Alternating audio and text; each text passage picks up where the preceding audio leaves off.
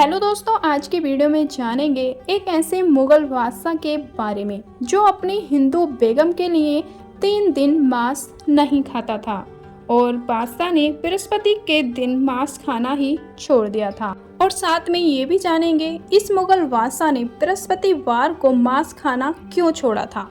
मुगल शासकों के बारे में अक्सर लोग यही सोचते हैं कि वे हमेशा शराब के नशे में चूर रहते थे, दिन भर जमकर मांसाहार का सेवन करते थे। वो रात को हरम में बांदियों के बीच अपना जीवन बड़े ही शानदार तरीकों से बिताते थे। लेकिन आपको ये जानकर हैरानी होगी कि मुगल काल में सिर्फ हिंदू धर्म को मानने वाले ही नहीं बल्कि कई मुगल शासकों ने भी सप्ताह में कई दिन मांसाहार खाना बंद कर दिया था। कुछ शासकों ने तो शराब की सोने चांदी से बने प्यालों को तुड़वाकर उन्हें पिर्जा में बंटवा दिया था। अगर खाने पीने की आदतों पर ध्यान दिया जाए तो इतना लंबा समय बीतने के बावजूद मुगल काल और आज के समय में खाने पीने की हमारी आदतों में बहुत ज़्यादा बदलाव नहीं हुआ है। फिल्मों में जब भी मुगल शासकों के खाने पीने के सीन होते हैं, उनकी बड़ी सी थाली में मांसाहारी खाने के कई आइटम नजर आते हैं, लेकिन असलियत इससे थोड़ी अलग थी। शोध के मुताबिक मुगल काल में कुछ शासकों ने मांसाहार पर रोक लगा दिया था। हुमायूं ने कुछ समय के लिए मांस खाना छोड़ दिया। वही सम्राट अकबर, जिनके बारे में कहा जाता है कि उन पर हिंदू धर्म का गहरा प्रभाव था, अकबर ने रविवार को पशु वध पर रोक लगा दिया था। अकबर प्रत्येक शुक्रवार तथा रविवार को स्वयं भी मांस का सेवन नहीं करता। इतिहासकार अब्दुल कादिर बदाऊनी तो लिखते हैं कि अकबर ने सिर्फ मांस खाना ही नहीं परंतु लहसुन और प्याज खाना छोड़ दिया था। अकबर के पश्चात उनके बेटे जहांगीर सलीम ने उन दिनों में बृहस्पतिवार को ही छोड़ दिया था। यानी अकबर से लेकर जहांगीर तक के शासनकाल में लोग बृहस्पतिवार, शुक्रवार और रविवार को मांस खाना सेवन नहीं करते थे। मुगल काल में आमतौर पर मुसलमान और हिंदू जनता के खान पान की आदतें लगभग एक जैसी ही थीं। उनमें सिर्फ मांस खाने का फर्क था। मुसलमान भोजन में गेहूं तथा जौ की बनी हुई चपातियां खाया करते थे। इसके अतिरिक्त रोशनी एक प्रकार की रोटी जो घी द्वारा बनाई जाती थी, उसका सेवन किया जाता था। बंगाल तथा गुजरात में लोग चावल खाना अधिक पसंद करते थे। मुसलमान विभिन्न पशु एवं पक्षियों के मांस को विभिन्न प्रकार से पकाते थे। मुसलमानों के भोजन में कबाब, जुबिरियान, कीमा, पुलाव तथा मीठे में हलवा और फालूदा मुख्य हुआ करता था। इनके रसोई घर में कोई छुआछूत नहीं होती थी। सभी लोग एक ही दस्त रखवान यानी वह कपड़ा जिस पर भोजन लगाया जाता है पर बैठकर भोजन क्या करते थे। वही बात अगर हिंदुओं के खाने पीने की आदतों की करें तो वे सामान्यतः शाकाहारी ही हुआ करते थे। सिर्फ पंजाब, बंगाल के लोग और राजपूत मांस का सेवन क्या करते थे। उच्च तथा मध्यम वर्ग के लोग गेहूं और चावल खाते। यह लोग विशेष अवसरों पर पूड़ी, कचौड़ी तथा लूची पकाकर बड़े ही चाव से उनका सेवन करते। आम लोगों में खिचड़ी खाने का प्रचलन काफी ज्यादा था। आज के समय की तरह ही मुगल काल में भी लोग तस्यतरों, प्लेटों तथा चम्मच का इस्तेमाल किया करते थे। मध्यकालीन भारतीय समाज में दामक वस्तुओं के सेवन का भी प्रचलन था। शराब विभिन्न वस्तुओं अंगूर, ताड़ी, खजूर तथा महुआ से तैयार की जाती थी। हिंदू और मुस्लिम सभी इसका सेवन क्या करते थे।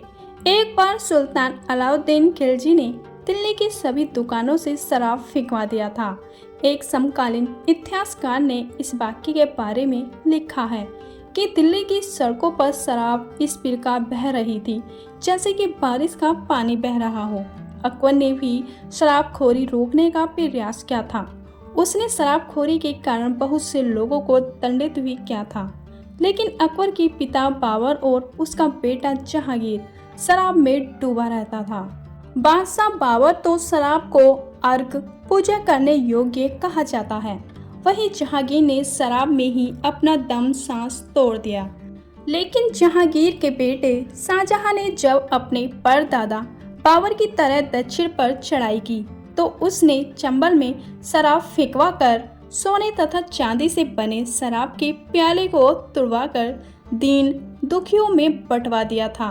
औरंगजेब जिसकी बुरी आदतों से हमारे इतिहास की किताबें भरी हुई हैं, लेकिन इस शोध के मुताबिक औरंगजेब ने आलमगीर ने भी मद्य निषेध घोषित किया था, किंतु आलमगीर का प्रधानमंत्री उमदत उल मुल्क जाफर खां शराब का सेवन क्या करता था और उसका प्रचार था कि शराब के द्वारा ही उसको प्रधानमंत्री के पद पर कार्य करने की शक्ति एवं क्षमता प्राप्त होती है।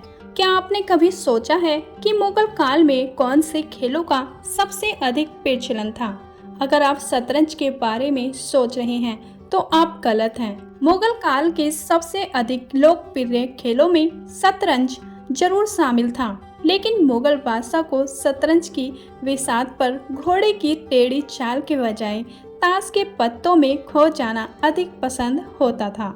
अगली बार हम आपको बताएंगे कि भारत में ताश के खेल का प्रचलन का श्रेय सबसे अधिक किस मुगल बादशाह को जाता है।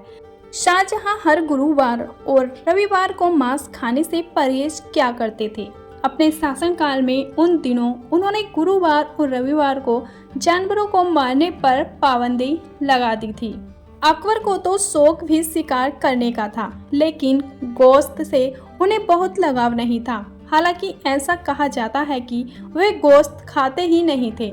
शारीरिक शक्ति बनाए रखने के लिए समय समय पर वो गोश्त खाया करते थे। जहांगीर के साथ भी कुछ ऐसा ही हुआ था और औरंगजेब को इस मामले में काफी आगे निकला। वह बाद में शाकाहारी बन गया था। अकबर के नवरत्नों में से एक अबुल फजल ने आईने अकबरी में लिखा है कि शुरुआती दिनों में अकबर जुमा के रोज यानी शुक्रवार को मांस खाने से परहेज करते थे। फिर उन्होंने रविवार को ही मांस खाना छोड़ दिया। इसके बाद उन्होंने परहेज का दायरा और बढ़ाया। हर महीने की पहली तारीख को वे मांस से परहेज करने लगे और फिर मार्च का पूरा महीना और उनकी पैदाइश अक्टूबर महीना उन्होंने बिना मांस खाए रहने का प्रण लिया। अबुल फजल के अनुसार अकबर के खाने की शुरुआत दही और चावल से होती थी। उनकी रसोई 3 भागों में बटी हुई थी। पहली जहां मांस शामिल नहीं होता, दूसरा जहां मांस और अनाज साथ पकाए जाते और तीसरा जहां मांस घी और मसाले के साथ पकाए जाते थे। उनकी पहली पसंद पुलाव, चावल और दाल मौसमी सब्जियां हुआ करती थीं। अकबर की ही तरह जहांगीर को भी मांस से बहुत लगाव नहीं था। उन्हें खाने में मांस भी ना मिले तो उन्हें कुछ भी फर्क नहीं पड़ता। ऐतिहासिक स्थलों के अनुसार शाहजहां हर गुरुवार और रविवार को मांस खाने से परहेज किया करते थे और केवल इतना ही नहीं, उन्होंने अपने शासनकाल में उन दिनों गुरुवार और रविवार को जानवरों को मारने पर भी पाबंदी लगा दी थी। इतिहासकार और भोजन विशेषज्ञ सलमा हुसैन ने BBC के लिखे हुए एक आर्टिकल में बताया है कि औरंगजेब इस मामले में काफ़ी आगे निकल गया। जिंदगी के शुरुआती दौर में वे गोश्त खाया करते थे, लेकिन बाद में वह शाकाहारी हो गया। ताजपोशी के बाद वह साम्राज्य विस्तार में लग गया और शाही खाने से उसकी दूरी बढ़ गई। खासकर मांस से वो परहेज करने लगा। उसकी मेज पर मांस मछली नहीं बल्कि सादा भोजन दिखता था। उसके रसोई में भी साग सब्जियां ही उम्दा पकवान बनाया करते। गेहूं से बने कबाब और चने की दाल से बने पुलाव उसे बहुत पसंद थे। फलों में वह आम का बड़ा शौकीन था, बल्कि यह कहना ज़्यादा सही होगा कि आम उसकी कमजोरी थी। सलमा कहती है कि पनीर से बने कोफ्ते और फलों से तैयार होने वाले कई पकवान औरंगजेब के ही देन हैं। जवानी में शिकार का शौक रखने वाले औरंगजेब ने अपने बुढ़ापे के दिनों में शिकार को बेकार लोगों का मनोरंजन बताया था। दोस्तों, अब जान लेते हैं वो मुगल शासक जो हिंदू बेगम के लिए 3 दिन मांस नहीं खाता था।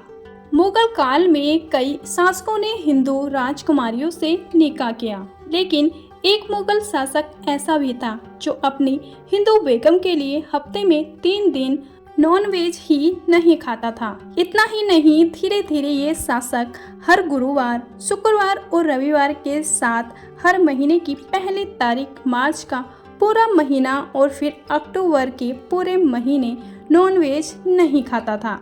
अबुल फजल ने अपनी किताब आईने अकबरी में लिखा है कि अकबर ही वो शासक था जिसने हफ्ते में 3 दिन नॉनवेज नहीं खाता था।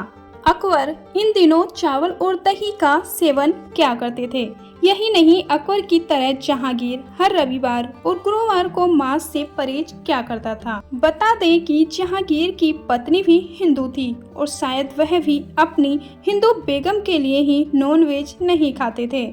दोस्तों, आपको वीडियो कैसी लगी प्लीज़ कमेंट बॉक्स में ज़रूर बताना और ऐसे ही ऐतिहासिक वीडियो देखने के लिए हमारे चैनल को सब्सक्राइब करना ना भूलें। चलो मिलते हैं नेक्स्ट वीडियो में, जब तक के लिए अपना ख्याल रखना। धन्यवाद।